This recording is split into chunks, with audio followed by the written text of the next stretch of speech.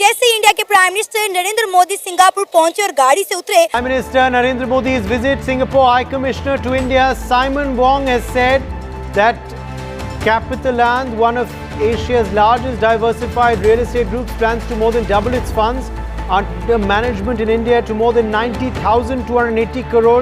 अगर हम बात करें तो इंडिया के प्राइम मिनिस्टर नरेंद्र मोदी ना सिर्फ अपने मुल्क की सकाफत को, अपने कल्चर को प्रमोट करते हुए दिखाई दे रहे हैं, बल्कि अपने मुल्क के अंदर इन्वेस्टमेंट लेकर आ रहे हैं। मुल्क में सियासी अदम इस्तेहकाम है जिसने हमारी जो बिजनेस कम्युनिटी है और जो इन्वेस्टर है इसको डरा कर रखा हुआ है। ठीक है जी, एमबीएस ने कहा है कि जी क्योंकि पॉकेट मार जो है वो भी पाकिस्तान से सबसे ज्यादा आ रहे हैं और भीख मांगने वाले भी जो है वो 90% उन्होंने पाकिस्तानी, यानी कि बैरूनी सरमाया मुल्क में आने के बजाय मकामी सरमायाकार जो हैं वो पाकिस्तान से बाहर जा रहे हैं, जिसे माहिर मईशत जो हैं बाज़ औक़ात कहते हैं जी रिवर्स एफडीआई। उन्होंने ये कहा कि जी एक तो पाकिस्तानी आते हैं और भीख मांगते हैं।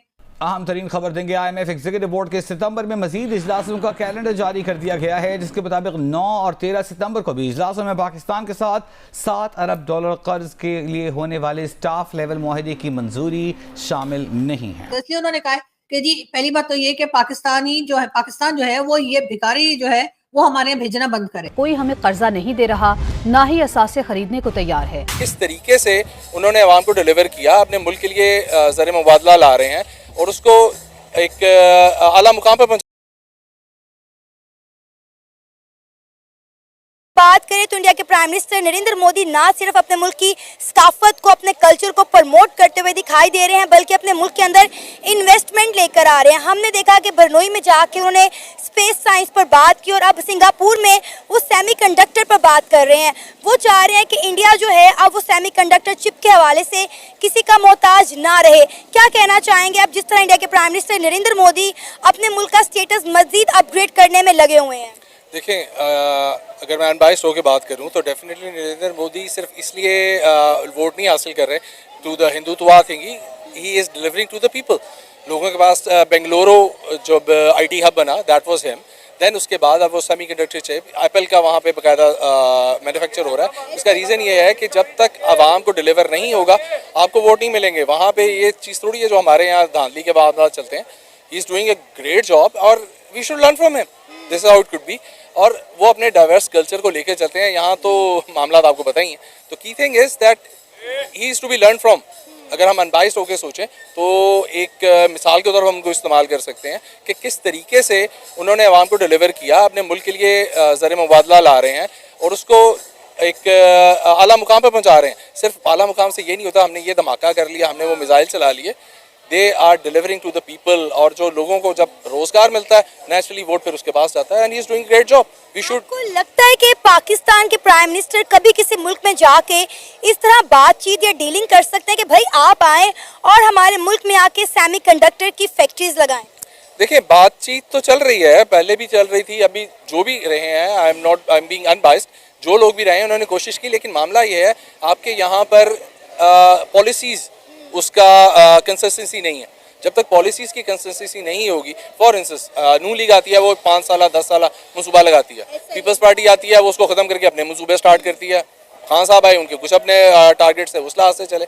जब तक आपकी पॉलिसीज़ आवाम के साथ नहीं होंगी, अपने मुल्क के साथ नहीं होंगी, जिस तरह मोदी की है, आप डिलीवर नहीं कर सकते, आप हासिल नहीं कर सकते वो मुकाम। आई रिमेंबर इट वाज शहीद मोहतरमा बेनज़ीर भुट्टो हु सेड के अब जो आगे, that was way back in the 90s, she said के आगे जो मामला हैं वहाँ पे आपको धमाकों से या फौजी ताकत से नहीं आपको मिलता एक मुकाम, आपको मुकाम मिलता है मौशी ताकत से। मोदी ने अपने मुल्क को मौशी ताकत बनाया है और वो उस तरीके से इज्जत ले रहा है। आपको यहाँ पे मतलब यह है कि जो अपने दोस्त मवालिक है वो घास नहीं डालते, उसका रीज़न वही है, द कंसिस्टेंसी ऑफ पॉलिसीज। आपको लगता है कि हमें इंडिया से कुछ सीखने की ज़रूरत है, फॉलो करने की ज़रूरत है कि फॉरेन पॉलिसी को किस तरह बेहतर किया जा सकता है, दूसरे मुल्कों के साथ बनाकर कैसे रखनी चाहिए? आपको नहीं लगता कि पाकिस्तान कहीं ना कहीं आइसोलेट हो गया है?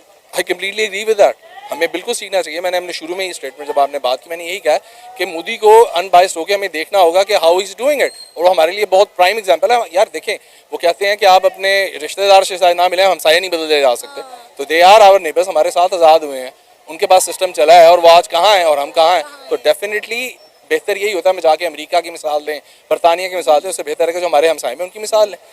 मैं अभी बात कर रही थी एमबीएस की, तो एमबीएस के बारे में मैं ये बता देती कि जी एमबीएस ने कहा है कि जी क्योंकि पॉकेट मार जो है वो भी पाकिस्तान से सबसे ज्यादा आ रहे हैं और भीख मांगने वाले भी जो है वो 90% उन्होंने पाकिस्तानी पकड़े। तो इसलिए उन्होंने कहा है कि जी पहली बात तो ये कि पाकिस्तान जो है वो ये भिखारी जो है वो हमारे यहाँ भेजना बंद करे। मतलब अजीब सी शर्त है, लेकिन चलो कोशिश करके देखेंगे हम। लेकिन उन्होंने ये भी कहा है कि जी पाकिस्तान से जो लोग सऊदी अरब जाना चाहते हैं, चाहे वो कोई भी रीजन हो, हज करना है, उम्रा करना है, टूरिज्म करनी है, किसी भी वजह से जा रहे हैं, उनकी भी जो तादाद है या उनके भी जो जितने लोग जाते हैं उससे अब वो बहुत कम जो है लोगों को एक्सेप्ट करेंगे, उनका वीजा एक्सेप्ट करेंगे। पाकिस्तान ने रिक्वेस्ट की है कि जी ऐसा ना करें, कुछ नंबर बढ़ा दें, लेकिन जाहिर है मतलब यहाँ पे सब लोग बैठे रह गए तो वहां पे मतलब मांगेगा कौन। लेकिन बात सारी ये, मैं अपने एक दोस्त से बात कर रही थी, मैंने कहा कि भाई सऊदी अरब ने तो इस किस्म की शर्त लगा दी है और सऊदी अरब ने कहा है कि नहीं जी हम ज्यादा लोगों को पाकिस्तान से आने नहीं देंगे। तो जी और साथ ही पाकिस्तान ने रिक्वेस्ट की है तो उस रिक्वेस्ट को भी उन्होंने रिजेक्ट कर दिया। तो वो कहने लगा वाह वाह, प्राइम मिनिस्टर जाते हैं, प्रेसिडेंट जाते हैं और वो भाई लोग जाते हैं, वो भी तो भीख मांगने ही जाते हैं, उनको तो आने देते हैं कि आ जाइए वाह वाह हबीबी हैया करके बिठा लेते हैं और खजूर वजूर खिला के रवाना कर देते हैं। लेकिन अगर कोई आम आदमी बेचारा जरूरतमंद है, वो इतनी मेहनत करके इतनी मुश्किलों से टिकट के पैसे जोड़कर, आपको पता है कितना महंगा टिकट है, इतनी मेहनत से टिकट का पैसा जोड़कर अगर वहां जाके थोड़ा पैसा मांग लेता है तो बड़ा इनको ऑब्जेक्शन है कि नहीं ऐसा नहीं होना चाहिए।